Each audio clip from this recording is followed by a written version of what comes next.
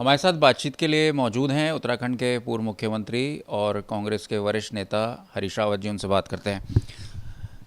Sir, Kedarnath को लेकर आपने मुद्दा उठाया है कि केदारनाथ में जो अवैध कंस्ट्रक्शंस हो रहा है या जो बहुमंजिला जो इमारतें बन रही हैं वो खतरनाक है। तो किस तरह से आपने उसका मूल्यांकन किया है, कैसे देख रहे हैं आप? चारों महान सनातन तीर्थ स्थल अत्यधिक संवेदनशील एरियाज में है, क्षेत्रों में है। और श्री केदार तो जलकुंभ में स्थित थे, भगवान शिव के रूप में जो है। तो वहाँ आप कोई हैवी मटेरियल वाली चीज़ें इतना नहीं कर सकते हैं कि जिससे हम फिर से किसी विध्वंस को आमंत्रित करें। और इन्होंने जिस प्रकार से मल्टी स्टोरीज बिल्डिंग वहाँ बनानी शुरू की हैं और बद्रीनाथ के अंदर मास्टर प्लान के नाम पर तोड़ फोड़ें की हैं और कंस्ट्रक्शन कर रहे हैं, प्रकृति अपना गुस्सा जाहिर कर चुकी है। केदारनाथ में हम गुस्से को पहले देख चुके हैं, बद्रीनाथ में अभी हल्के झटके महसूस हुए हैं। तो हम नहीं चाहते कि, और उत्तराखंड को नहीं चाहना चाहिए कि कोई भविष्य में इस तरीके का विध्वंस हो। और ये सरकार अपने कदम रोके। यदि नहीं रोकेंगे तो 2027 में हम इसको मुद्दा बनाएंगे और आकलन करेंगे। आकलन में जहाँ भी कंस्ट्रक्शन भविष्य के डिजास्टर को आमंत्रित करते हुए दिखाई देंगे, उनको हम वहाँ से हटाएंगे, बल्कि मलबे का भार उस स्थान पर न रहे उसको भी सुनिश्चित करेंगे। क्योंकि वहाँ मैं एक उदाहरण बताना चाहता हूँ। चौथी सुरक्षा की लेयर हमने केवल इसने नहीं बनाई थी क्योंकि पत्थर, बजरी, बालू का भार ज़्यादा हो जाएगा। और वहाँ हमने जितने कंस्ट्रक्शंस किए सब लाइट मटेरियल से किए केदारनाथ के अंदर। और ये मल्टी स्टोरी बिल्डिंग बना रहे हैं। और जो काम करना चाहिए, केदार के चारों तरफ मंदाकिनी से जो शरण हो रहा है, हमारे भैरव गढ़ी का जो शरण हो रहा है, उसको रोकने के लिए उसमें ये काम कर नहीं रहे हैं। जो वहाँ रोपवेज बनाने थे वो नहीं कर रहे हैं, हमारे चौमासी का बैकवर्ड मार्ग नहीं बना रहे हैं, लेकिन ऐसे काम जरूर कर रहे हैं जिससे जो है बिल्डर्स को फायदा हो। तो बिल्डर्स के हित में हमारे चारों सनातन स्थल खतरे में। 2013 में जो आपदा आई थी उसके बाद आपने पुनर्निर्माण का कार्य आपने शुरू किया था और आपके कार्यकाल में ही ये कार्य शुरू हुआ था। तो उस समय आपकी कोई केदारनाथ को लेकर और बद्रीनाथ को लेकर क्या प्लान था उस समय सरकार? हमने अति आवश्यक हैवी मटेरियल के काम किए, सब नहीं तो लाइट मटेरियल के आधार पर किए। और बद्रीनाथ जी में हमने केवल मार्ग का और उस स्थान का सुधार किया और उस वातावरण, उसके चारों तरफ के इन्वायरमेंट को किस तरीके से हम ज़्यादा सुरक्षित बना सकते हैं उसका मास्टर प्लान बनाने का काम किया। लेकिन इन्होंने बद्रीनाथ के अंदर जिस प्रकार से हैवी मशीनें इस्तेमाल करके तोड़ फोड़ कर रहे हैं और वहाँ बड़ी बड़ी मल्टी स्टोरी बनाने की बात कर रहे हैं, वो हमारी तीर्थ स्थल परंपरा के विरोध में है। ये चारों स्थान जो मठ स्थापित किए गए थे, आदि गुरु शंकराचार्य कहीं स्वर्ग में उनकी आत्मा कल्प रही होगी, उन्होंने जिस रूप में हमारी संस्कृति की कल्पना की थी, इन स्थलों का वो किया था, ये तो बिल्कुल उसके विपरीत कर रहे हैं। ये तो कहाँ का कल्चर लेकर के आ रहे हैं हमें मालूम नहीं। और वो केदारनाथ, बद्रीनाथ और इस स्थलों पर वो स्वीकार्य नहीं हो सकता है। ये उत्तराखंड का जो कल्चरल इन्वेजन हो रहा है बिल्डर लॉबी के हित में, हमको वो स्वीकार्य नहीं है। एक तरफ कैरिंग कैपेसिटी की बात होती है जोशीमठ के बाद भी, और सिलक्यारा हादसे के बाद कैरिंग कैपेसिटी की काफ़ी चर्चा हुई, लेकिन उस पर पूरी तरीके से काम नहीं हो पाया है। जोशीमठ का जब सवाल उठता है तो सरकार कहती है कि एक दुखद घटना थी और हम इस पे काम कर रहे हैं। वहीं केदारनाथ में जो हेलीकॉप्टर्स का एक नेटवर्क है, हमने खुद वहाँ पे ग्राउंड रिपोर्ट करी थी और हमने दिखाया था कि कैसे हेलीकॉप्टर सर्विस जो है वो एक ऑटो या बस सर्विस की तरह चलाई जा रही है। तो इसको आप कैसे देखते हैं? कैरिंग कैपेसिटी पे कितनी सीरियसली काम होना चाहिए? ये आपने बहुत गंभीर कई सवाल उठा दिए। हमने इसीलिए यूनिफाइड एयर सर्विस उत्तराखंड की बनाई थी और प्रारंभ की थी, ताकि हमारे कंट्रोल के अंदर चीज़ें हों। और इन्होंने हेली कंपनियों के हवाले हमको कर दिया है, उनकी भूख के हवाले कर दिया है। और पूरा जो फ्रेजाइल एरिया है, जहाँ कस्तूरी मृग जैसे नाजुक चीज़ें, जहाँ जो है हिम लेपर्ड्स की बाहर से अलग अलग तरीके के, जहाँ मोनाल का घर है, ये आप उन एरियाज़ को कैसे इस तरीके के इन्वायरमेंटल हैजार्ड्स के लिए ओपन छोड़ सकते हैं, उस पर नियंत्रण नहीं रख सकते। आप तो बद्रीनाथ जी में भी वही करने जा रहे हैं, श्री हेमकुंड साहब में भी वही करने जा रहे हैं। इन्होंने जो इन तीर्थ स्थलों की जो परंपरा डाली थी, यहाँ जितने हमारे गुरु आए वो सब पदयात्री बन करके आए, एक तपस्या स्थल के रूप में ये स्थल थे, और आपने उनको विलासिता स्थलों के रूप में विकसित कर रहे हैं। आप सनातन धन्य है आपकी सनातन सोच को। हमारी सनातन सोच तो वही है जो शिकागो के अंदर हमारे महान प्रवर्तक ने दुनिया के सामने रखी थी, सर्वधर्म समभाव की, वसुधैव कुटुंबकम की, और जिसमें साधु के लिए आवश्यक है कि वो साधना करे, और एक तीर्थयात्री जब वहाँ जाता है तो एक साधना के भाव से जाता है। और आपने हमको सेल्फी कल्चर के लिए वहाँ छोड़ दिया ताकि वीडियो और रीलें इत्यादि बने। तो ये कहीं न कहीं ऐसा कुछ हो रहा है जो हमारी सांस्कृतिक अभ्रंश की तरफ हमको लेकर के जा रहा है। तो हमें तो एक मुहिम चलानी पड़ेगी, तीर्थ बचाओ भाजपा हटाओ। आपने बहुत बड़ा मुद्दा छेड़ दिया है। इसके साथ मैं ये भी जानना चाहूँगा कि सेल्फी और रील कल्चर पे आप पाबंदी के पैरोकारी करते हैं? ये नियंत्रित होनी चाहिए। आप गर्भगृह के अंदर किस तरीके से रील बना सकते हैं? अब प्रधानमंत्री जी ने कह कर दिया तो हमने चुप्पी साध ली, क्योंकि आलोचना कटु न दिखाई दे, लेकिन इसका अर्थ ये थोड़ी है कि हर किसी कोई धन दे करके वहाँ रील बनाने लग जाए। सैंक्टिटी खत्म हो जाएगी ना। ये इन तीर्थ स्थलों की ये एक सैंक्टिटी होती है, एक पवित्रता होती है, उसका सम्मान करना, उसके लिए एक भय होता है।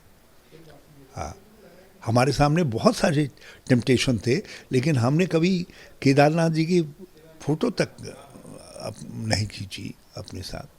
इसलिए नहीं की कि ये चीज़ें जो है उसकी महत्ता का स्मरण न करें। तो यह आज भाजपा के राज्य में केदारनाथ जी हों, बद्रीनाथ जी हों, हमारे तीर्थ स्थल हों, इनकी महत्ता का स्मरण हो रहा है, मेरा आरोप है।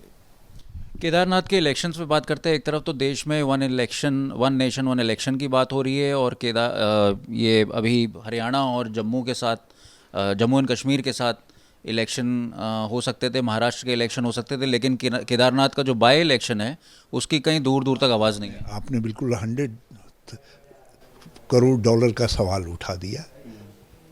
जो वन नेशन वन इलेक्शन की बात कर रहे हैं वो केदार इलेक्शन से भाग रहे हैं, और उनकी सरकार यहाँ जो है नगर निकायों के चुनाव से भाग रही है, क्षेत्र पंचायतों के चुनाव से भाग रही है। तो ये दोनों चीज़ें मेल नहीं खाती हैं। और फिर भी यदि प्रधानमंत्री जी कह रहे हैं तो इसको शुरुआत जो है आप आंध्रा से करिए बोलना। वन नेशन वन इलेक्शन कैसी पॉलिसी हो सकती है? क्या आप इसके पक्षधर हैं या आप इसका विरोध करते हैं? ये तो भारत की विविधतापूर्ण संस्कृति के खिलाफ है। हमारा जो प्लूरल कल्चर है, हमारी जो प्लूरलिटी है, ये उस पर हमला है। और एक समय के साथ धीरे धीरे चीज़ें डेवलप हुई हैं। आप उसको जो है अलग हट रहे हैं। आप राज्यों की स्वायत्तता को जानबूझ करके उसको कम कर रहे हैं। और अब आपने चुनाव का मैकेनिज्म अपने हाथ में रख लिया ताकि जो राज्य आपको अप्रिय लगेंगे उन राज्यों को आप विधानसभाओं का लाइफ आप शॉर्टन कर देंगे। तो ये सब चीज़ें जो कुछ हो रही हैं वो स्वीकार्य नहीं है। बहुत बहुत धन्यवाद सर। हमारे साथ पूर्व मुख्यमंत्री हरीश रावत जी, जिन्होंने बताया कि केदारनाथ में जिस तरह से रैपिड कंस्ट्रक्शन चल रहा है वो इकोलॉजिकल डिज़ास्टर्स की तरफ और हैफाजार्ड्स की तरफ हमें ले जा रहा है, और इसको कंट्रोल करना बहुत ज़रूरी है। कांग्रेस के वरिष्ठ नेता होने के नाते उन्होंने इसका पुरजोर विरोध किया है। केदारनाथ की यात्रा और वहाँ पर हो रहे कंस्ट्रक्शंस और चुनाव को लेकर हमारे साथ बातचीत के लिए मौजूद हैं उत्तराखंड के कैबिनेट मंत्री सौरभ भगोड़ा जी, जिनको प्रभारी भी बनाया गया है और अभी दौरे से लौटे हैं। तमाम जगहों पर उन्होंने दौरे किए, लोगों से बातचीत की है। जानते हैं किस तरीके का फीडबैक है। सर बहुत बहुत स्वागत है आपका। बहुत बहुत धन्यवाद अंकित भाई। सबसे पहले तो आपसे जानना चाहेंगे कि कांग्रेस जो मुद्दा उठा रही है, केदारनाथ में रैम्पेंट कंस्ट्रक्शन हो रहा है और बद्रीनाथ में भी मास्टर प्लान की आड़ में जो लगातार कंस्ट्रक्शन हो रहा है, उससे एक इकोलॉजिकल डिज़ास्टर या हैफेज़ार्ड पैदा हो सकता है। इस पर आप क्या कहना चाहेंगे? देखिए, दुखद है कि हमारे जो विश्व प्रसिद्ध धाम है, जिसकी वजह से उत्तराखंड की पहचान है और लाखों लाखों लोगों की श्रद्धा उन धामों से जुड़ी हुई है, उन धामों को भी राजनीतिकरण करने से कांग्रेस पीछे नहीं हटी। चाहे वो उनकी यात्रा के माध्यम से उन्होंने लोगों को भ्रमित करने की बात कही हो, और अब ये कंस्ट्रक्शन की बात उन्होंने सामने रख दी। मैं आपके चैनल के माध्यम से माननीय हरीश रावत जी से पूछना चाहता हूँ कि क्या वो कोई इकोलॉजिकल एक्सपर्ट हैं, क्या वो कंस्ट्रक्शन में टेक्निकल एक्सपर्ट हैं? किस तर्ज पे उन्होंने ये बात रख दी सामने कि भाई वहाँ जो काम हो रहे हैं वो गलत हो रहे हैं, जब इंडिया की टॉप एजेंसीज़ ने वहाँ पे तो 13 की आपदा के बाद जब उसका रिकंस्ट्रक्शन की बात आई तो टॉप एजेंसीज़ के सर्वे वहाँ पे हुए। इंडिया की बड़ी बड़ी एजेंसीज़ ने अपनी रिपोर्ट सबमिट करी और उनकी रिपोर्ट के आधार पर वहाँ पे कंस्ट्रक्शन का काम चल रहा है। सिर्फ हवा में खड़े होकर बात कह देना और लोगों को भ्रमित कर देना, ये कांग्रेस की मानसिकता बन गई है कि कुछ भी करके लोगों को भ्रमित करो, भड़काओ, बहकाओ और उनसे वोट हासिल करो। मेरा आपके चैनल के माध्यम से बहुत वरिष्ठ नेता हैं हरीश रावत जी, मुख्यमंत्री रहे हैं, केंद्रीय मंत्री रहे हैं, प्रदेश अध्यक्ष रहे हैं, कांग्रेस के बड़े नेता हैं, उनको कम से कम उत्तराखंड के लोगों को इस तरीके से भ्रमित नहीं करना चाहिए और धामों के ऊपर स्पेशली उनको राजनीति नहीं करनी चाहिए। लेकिन जिस तरह से अभी हाल ही में कुछ स्टोरीज़ भी वायरल हुई हैं, रील्स वायरल हुए हैं, जिसमें दिखाया गया है कि मल्टी स्टोरी बिल्डिंग्स केदारनाथ में बन रही हैं, तो आप मानते हैं कि वो नॉर्म्स के अंडर में बन रही है? ये देखिए, मुझे पूर्ण विश्वास है कि जो भी कंस्ट्रक्शन वहाँ पर हो रहा है वो बहुत बहुत ज़्यादा सर्वे करने के बाद, रिपोर्ट्स के माध्यम से जो उनके पास सर्वे आए हैं वो करने के बाद वहाँ पे कंस्ट्रक्शन हो रहा है। देखिए, माननीय प्रधानमंत्री जी का जिस तरीके से केदारनाथ धाम जी से लगाव है, जिस तरीके से देश के मेरे ख्याल से अकेले प्रधानमंत्री होंगे जो 6 से 7 बार केदारनाथ आ गए, लगातार मॉनिटरिंग खुद कर रहे हैं वहाँ के सारे कामों की, तो कोई गलत काम माननीय प्रधानमंत्री जी वहाँ पे नहीं होने देंगे, सबसे पहली बात। दूसरी बात कि हम कांग्रेस की बात को तब मानेंगे जब कांग्रेस वहाँ पर कोई रिपोर्ट किसी क्रेडिबल एजेंसी की सामने रखेगी। भाई सिर्फ ये कह देना कि जो बन रहा है वो गलत बन रहा है, ये कोई तथ्य थोड़ी ना होता है। आप उसको बैक करिए। भाई हम वहाँ पे जितना कंस्ट्रक्शन हो रहा है इंडिया के टॉप एजेंसीज के माध्यम से रिपोर्ट पे हो रहा है, तो कहीं ना कहीं मैं फिर यही कह रहा हूँ कि धामों के ऊपर ये तो सिर्फ एक, क्योंकि केदारनाथ बाई इलेक्शन है कि कंस्ट्रक्शन कब से चल रहा है आप बताइए मुझे अंकित जी। 2014 में माननीय प्रधानमंत्री जी बने थे, 14 से उसका रीडेवलपमेंट प्रोग्राम चल रहा है। 14 से 17 तक मुख्यमंत्री कौन था उत्तराखंड का? हरीश रावत जी खुद थे। तब इन्होंने आपत्ति क्यों नहीं जाहिर करी उस वक्त? तभी तो मास्टर प्लान तो बन चुका था, मास्टर प्लान पे काम शुरू हो चुका था, तब इन्होंने आपत्ति नहीं करी। उनका कहना है कि हमने तो बहुत लाइट वेट मटेरियल यूज़ किए थे और अभी जो यूज़ हो रहा है, जो हाल ही के जो हालात है उस पर वो अपना बयान दे रहे थे और वो कह रहे थे कि काफ़ी हैवी कंस्ट्रक्शन यूज़ हो रहा है, हमारी पॉलिसी में ऐसा कुछ नहीं था। नहीं, अब यही तो मैं पूछ रहा हूँ कि लाइट वेट और हैवी वेट डिसाइड कौन करेगा? एक्सपर्ट्स करेंगे कि सौरभ बहुगुणा और हरीश रावत जी करेंगे? एक्सपर्ट्स करेंगे। तो एक्सपर्ट्स ने जो वहाँ पे अपनी राय दी हैं, एजेंसीज़ ने जो राय दी हैं, टॉप वर्किंग एजेंसीज़ वहाँ पे जाके सर्वे करके आए हैं, उनके राय के हिसाब से तो काम हो रहा है। इकोलॉजी को भी ध्यान में रखना है, वहाँ के पर्यावरण भी खराब ना हो, धाम को नुकसान ना हो, ये सब ध्यान में रखते हुए ही वहाँ पे काम किए जा रहे हैं। और ऐसा नहीं है कि 14 से 17 में भी केदारनाथ धाम में माननीय मोदी जी का जब मुख्यमंत्री हरीश रावत जी थे तो भी मोदी जी ने वहाँ पर पूरी अपनी मदद दी है। वहाँ पे काम जो मास्टर प्लान बना वो भी मोदी जी के टाइम पे बना। तो ऐसा हरीश रावत जी तो भ्रमित करने में एक्सपर्ट हैं। उनका काम ही यही है कि जनता को भ्रमित करो, प्रदेश की जनता को भ्रमित करो, भड़काओ, बहकाओ, धामों पर राजनीति करो। तो ये जनता उनको पहचान चुकी है और जनता ने तब भी उनको नकारा है। तो इसलिए हरीश रावत जी की बातों को कोई बहुत ज़्यादा सीरियसली लेता नहीं है।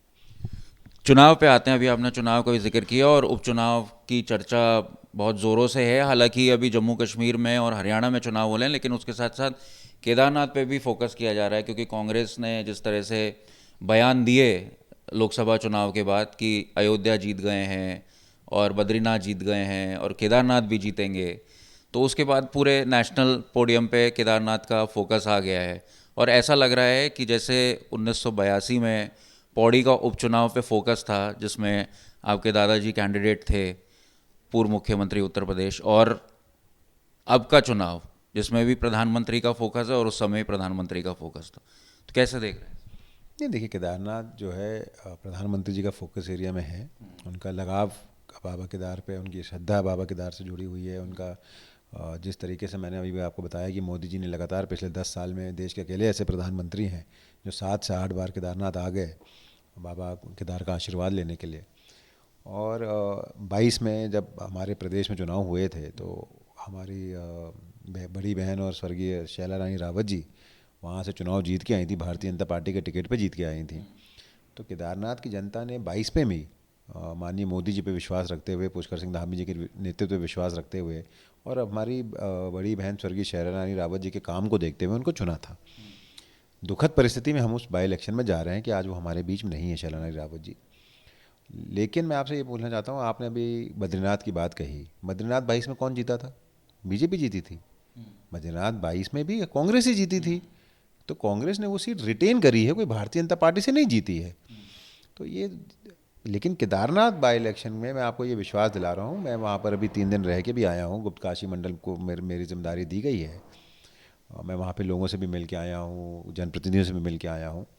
वहाँ पे बहुत अच्छा एक लोगों के मन में माननीय मोदी जी के प्रति लगाव है। शैला दीदी के द्वारा जो 2.5 साल में केदारनाथ के लिए काम किए गए हैं उसके प्रति लोगों का एक लगाव है। और लोगों ने ये मन बना रखा है कि माननीय मोदी जी को देखते हुए, पुष्कर सिंह धामी जी के नेतृत्व को देखते हुए और शैला दीदी के 2.5 साल के कामों को देखते हुए 22 का जो हमारा 24 का बाई इलेक्शन होगा, इसमें श्रद्धांजलि रूप में शैला दीदी के श्रद्धांजलि देते हुए फिर से वो भारतीय जनता पार्टी के प्रत्याशी को जिताएंगे। लेकिन कब तक हो सकता है चुनाव? एक तरफ वन नेशन वन इलेक्शन की बात हो रही है और बाई इलेक्शन जो है अभी उसका दूर दूर तक जिक्र नहीं है। हालांकि तैयारियां आपकी तरफ से अभी से शुरू कर दी गई हैं और कांग्रेस भी काफ़ी ज़ोर लगा रही है। तो आपको क्या लगता है कि इसी के साथ पूरे देश में इलेक्शन हो जाना चाहिए था, या इलेक्शन डिले जो है या जो नहीं हो रहा है वो सही नीति है? नहीं, देखिए, ये प्रेरोगेटिव जो है वो इलेक्शन कमीशन का है, इसमें मेरा टिप्पणी करना ठीक नहीं है। लेकिन मुझे पूर्ण उम्मीद है कि जल्द से जल्द वो चुनाव कराए जाएंगे। अभी यूपी के भी 10 सीटों पे बाई इलेक्शन होने हैं, हमारे यहाँ भी बाई इलेक्शन है।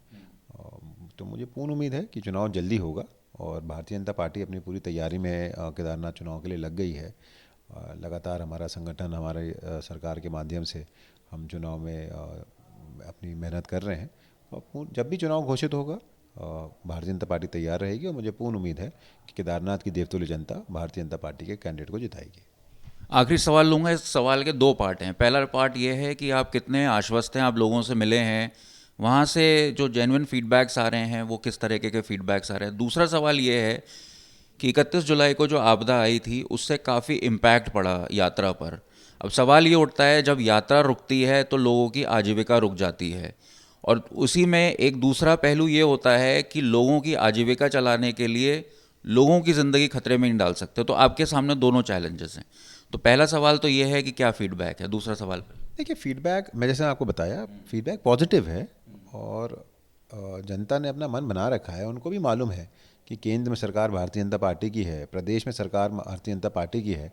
तो सबके मन में ये बात है कि अगर हमारा विधायक भी भारतीय जनता पार्टी से होगा तो हमारे क्षेत्र का विकास जल्दी होगा, हमारे क्षेत्र के विकास में कोई प्रॉब्लम नहीं आएगी। और हमारा विधायक अगर एक्टिव है और भारतीय जनता पार्टी से है तो कहीं ना कहीं केदारनाथ में बहुत सारे काम कराने के लिए सक्षम रहेगा। दूसरी आपने बात कही कि यात्रा जब बाधित होती है तो लोगों की रोजी रोटी पर असर पड़ता है, ज़रूर पड़ता है। देखिए, केदारनाथ यात्रा जो है वो पूरा विश्व प्रसिद्ध यात्रा है। करोड़ों लोग आते हैं, करोड़ों श्रद्धालु वहाँ पर आते हैं बाबा केदार के दर्शन करने के लिए। लेकिन थोड़ा सा हमारे लिए परिस्थितियाँ इस बार थोड़ा सा ख़राब रही, क्योंकि वेदर बहुत ख़राब रहा उस एरिया में। लैंडस्लाइड्स हुई हमारी, आपको पता है 31 जुलाई वाली आपदा आपने बोली, वो आपदा आई वहाँ पर। और जिस तरीके से उस आपदा आने के बाद माननीय मुख्यमंत्री जी ने पूरा कमांड संभालते हुए 12 से 1000 से ज़्यादा लोगों को सकुशल बाहर निकलवाया। किसी की 22 लोगों की टोटल में वहाँ पर जो डेथ की रिपोर्ट आई है, 22 लोगों की रिपोर्ट हुई। कुछ हमारे 52 के आसपास घोड़े खच्चरों के वहाँ पे डेथ होने की रिपोर्ट आई। तो सरकार ने सबको साथ लेते हुए, मुख्यमंत्री जी 3 बार वहाँ पर खुद गए, मैं उनके साथ था। हमने कॉम्पनसेशन की बात कही, हमने जल्द से जल्द ट्रैक रूट रिपेयर करवाने की बात कही, सारी उत्तराखंड की जो एजेंसीज़ हैं, SDRF, DDRF, NDRF, रेवेन्यू, जिला प्रशासन, पुलिस टीम, डॉक्टर्स की टीम, वो धरातल पे 24 घंटा काम करती रही। और उसका नतीजा ये हुआ कि हमने 12,000 से ज़्यादा लोगों को तो रेस्क्यू तो किया ही, लेकिन हमने ट्रैक रूट को वापस बहुत जल्द, जो 19 जगह से बाधित था, उसको जल्द से जल्द रिपेयर करके शुरू किया। उसके बाद जो सोनप्रयाग वाला हाईवे वॉश आउट हुआ था, उसको उस पर आवाजाही शुरू कराई गई। तो लगातार प्रदेश सरकार का मत यही है कि यात्रा अच्छी चले, श्रद्धालु आएँ, उनका हम स्वागत करते हैं, लेकिन सुरक्षित भी हो। देखिए, कोई भी यात्रा जल्दबाजी में ऐसा ना कर दिया जाए कि यात्रा तो हम शुरू कर दें एक पब्लिक परसेप्शन को ठीक करने के लिए कि यात्रा चल रही है, लेकिन अगर उसमें ह्यूमन लाइफ का लॉस होगा तो कहीं ना कहीं वो बहुत बड़ा एक इम्पैक्ट हमारे ऊपर छोड़ेगा। तो श्रद्धालु आएँ, उनका स्वागत है, यात्रा भी अच्छी चले, उनको सुविधा भी अच्छी मिले और उनकी उनके जीवन के ऊपर कोई खतरा ना हो, ये सरकार की प्रायोरिटी है, यही प्राथमिकता है। हमने मुख्यमंत्री जी का धन्यवाद करता हूं कि उन्होंने हेली सर्विसेज को और बल देने के लिए 25% की सब्सिडी दी टिकट्स पे, जिसका व्यय राज्य सरकार कर रही है। हमने आपदा प्रबंधन से अभी तक रुद्रप्रयाग में कम से कम 17 से 20 करोड़ रुपए इशू कर चुके हैं, जो रोड्स टूटी थी, जहाँ पे आपदा से काम कराया जा सकता था। जिला के प्रशासन के द्वारा लगभग 1.5 से 2 करोड़ रुपए रिलीज़ किए गए हैं रोडों के रिपेयर के लिए, कामों के लिए। तो लगातार PWD की जो रोडों को नुकसान हुआ था, उसके लिए माननीय मुख्यमंत्री जी ने घोषणा करी, बहुत जल्द उनके जियो होने जा रहे हैं।